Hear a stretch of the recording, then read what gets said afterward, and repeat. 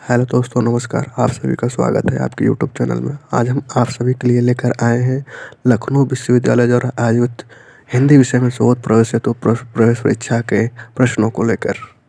प्रश्न पत्र में कुल 70 प्रश्न आए थे, जिसमें 35 हिंदी के क्वेश्चन थे, 35 रिसर्च के क्वेश्चन थे। तो आज हम हिंदी के कुछ जो याददाश्त के आधार पर क्वेश्चन है उनको प्रस्तुत कर रहे हैं, क्योंकि लखनऊ विश्वविद्यालय से हमें क्वेश्चन पेपर मिलते नहीं हैं, जमा हो जाते हैं। तो आपको याददाश्त के आधार पर हम क्वेश्चन बता रहे हैं कुछ, कि कैसे कैसे क्वेश्चन वहाँ पर पूछे जाते हैं रिसर्च के प्रवेश के लिए।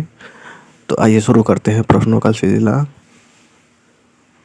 पहला प्रश्न है, सिद्धांत और अध्ययन किसकी रचना है? सिद्धांत और अध्ययन बाबू गुलाब राय की रचना है। यह आलोचनात्मक विधा में लिखा गया है।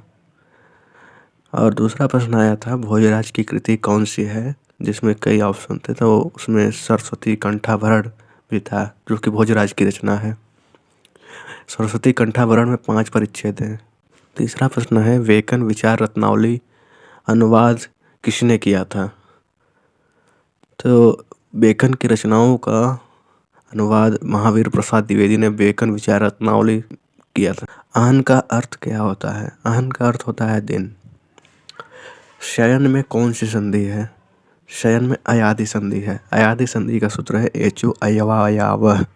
छठा प्रश्न है, फादर कामिल बुल्के ने किस पर कार्य किया है? तो फादर कामिल बुल्के ने राम कथा पर कार्य किया है। इनका जो शोध ग्रंथ है उसका शीर्षक है राम कथा उत्पत्ति और विकास। अगला प्रश्न है, देश निकाला में कौन सा समास है? तो देश निकाला में तत्पुरुष समास है। भक्ति काल को चिंतन धारा का स्वाभाविक विकास किसने कहा है? भक्ति काल को चिंतन धारा का स्वाभाविक विकास हजारी प्रसाद द्विवेदी जी ने कहा है। रामचंद्र शुक्ल ने ध्वनि काव्य किसे कहा है? भ्रमर गीत को रामचंद्र शुक्ल जी ने ध्वनि काव्य कहा है। इसे उपालंभ काव्य भी कहा है। साहित्य का इतिहास दर्शन किसकी रचना है? साहित्य का इतिहास दर्शन नलिन बिलोचन शर्मा की रचना है। सरस्वती पत्रिका का प्रकाशन सन 1900 ईस्वी में कहाँ से हुआ था? सरस्वती पत्रिका का प्रथम संपादन इंडिया प्रेस प्रयागराज से 1900 ईस्वी में हुआ था। संचारी भाव नहीं है। उसमें 4 ऑप्शन दिए थे, जिसमें संचारी भाव एक स्वर भंग करके दिया था, जो कि संचारी भाव नहीं है। संचारी भाव कुल 33 होते हैं। अधोगति में कौन सा उपसर्ग है? अधोगति में अधः उपसर्ग है। नई समीक्षा की शुरुआत किससे मानी जाती है? नई आलोचना का सूत्रपात टी.एस. इलियट और आई.ए. रिचर्ड्स से माना जाता है। हंस जवाहिर के रचनाकार कौन है? हंस जवाहिर के रचनाकार कासिम शाह हैं। इसमें राजा हंस और रानी जवाहिर की कथा है। निम्नलिखित में से मिश्र बंधु से संबंधित नहीं है। तो उसमें गणेश बिहारी, श्याम बिहारी और सुखदेव बिहारी ये मिश्र बंधु कहलाते हैं, जबकि कृष्ण बिहारी जो कि मिश्र बंधु से अलग हैं। तो ये ऑप्शन गलत था उसमें। यात्री मित्र किसकी रचना है? यात्री मित्र सत्यदेव परिव्राजक का लेखन है।